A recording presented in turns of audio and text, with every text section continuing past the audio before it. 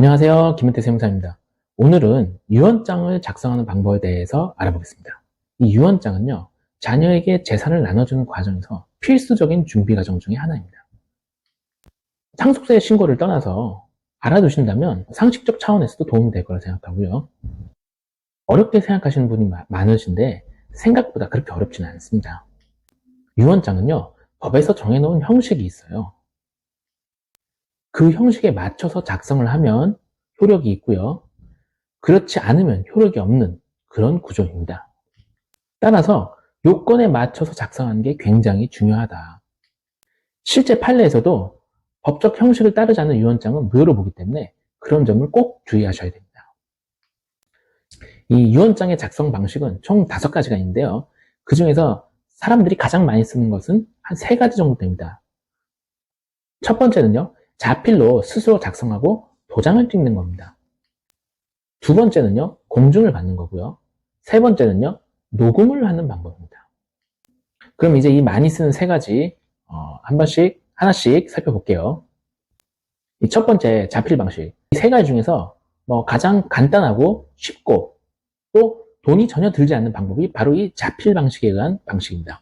요건이 있는데 그 요건을 지켜서 자필로 쓰시면 효력이 있습니다. 먼저 종이를 가지고요. 자신의 이름, 작성 연월일, 그리고 주소, 그리고 유언할 내용을 쓰시고 도장을 찍으시면 됩니다. 도장은 꼭 인감 도장이어야 되느냐? 아니고요. 그냥 아무 도장, 막 도장도 상관이 없고요. 만약에 도장이 없으시다면 그냥 지장을 찍으셔도 됩니다. 자필로 쓰는 게 절대적 요건이기 때문에 꼭 손으로 직접 쓰셔야 되고요. 타입을 치거나 워드 프로세서를 이용해서 작성한 뒤에 출력하시는 것은 허용되지 않습니다. 연필도 안 되고요. 연필 지울 수 있잖아요. 볼펜으로 작성하시는 게 좋습니다. 이름은 꼭 성명이 아니어도 호나 예명도 가능하고요. 그 유언장을 실제 누가 썼느냐를 알아볼 수 있으면 됩니다. 두 번째는요, 공정증서에 의한 유언입니다. 아무래도 자필로 쓰면 위조나 변조의 가능성이 있고 또 사후에 분쟁이 될 소지가 있잖아요. 그래서 실제로 가장 많이 쓰시는 게 바로 이 공증에 의한 방법입니다. 이게 또 가장 쉽긴 합니다. 본인이 어떻게 재산을 나눠주겠다, 자녀들한테 어떻게 주겠다라는 좀 플랜을 세우시고요. 변호사 사무실에 전화하시면 알아서 다 작성을 해주십니다. 다만 비용이 좀 들어가겠죠. 이 수수료는 법적 최고 한도는 300만 원을 초과하지 못합니다. 즉 300만 원이 수수료 중에서 최대라는 거고요. 그리고 증인이 2명 필요합니다. 증인으로 상속세 신고를 대리할 세무사를 선임하시기도 하더라고요. 마지막으로 녹음이란 게 있는데 녹음이란 거는 말 그대로 녹음을 하는 겁니다. 유언자가 녹음기를 켜고요. 녹음을 시작한 다음에 이름과 작성 연원일 그리고 유언의 내용을 말씀하시면 됩니다. 그리고 증인이 이 유언의 내용은 정확하다, 내가 들었다 라고 얘기하고요.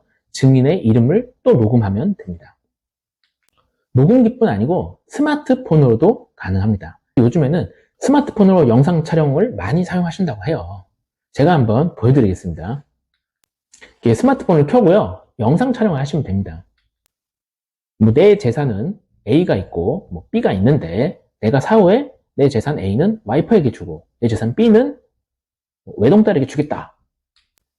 2023년 5월 30일 김현태 이렇게 영상을 촬영하고요. 그리고 이제 증인한테 이제 스마트폰을 넘기면 그러면 증인은 저는 증인 홍길동입니다. 유언 내용을 확인했습니다. 증인 홍길동입니다. 이렇게 하면 되는 거거든요. 이제는 스마트폰으로도 얼마든지 유언장을 작성할 수 있다. 오늘은 유언장 작성 방법에 대해서 알아봤고요. 이 재산이라는 게 미리미리 좀 준비를 해두지 않으면 이 분쟁이라는 게 상당히 많이 생겨요. 그런 면에서 이렇게 유언장을 작성해 두시면 분쟁을 완전히 막을 수는 없겠지만 어느 정도는 분쟁을 예방할 수 있는 그런 효과가 있다. 다음 시간에는요, 이 유언장을 작성하는 과정에서 절세를 할 수 있는 포인트들이 있습니다. 이 유언장 내용에 들어가고 안 들어가고에 따라서 세금을 줄일 수 있고 세금이 늘어나는 그런 것들이 있거든요. 그런 거에 대해서 다음 시간에 한번 알아보도록 하겠습니다. 오늘은 여기까지 하겠고요. 네. 김현태 세무사였습니다. 감사합니다.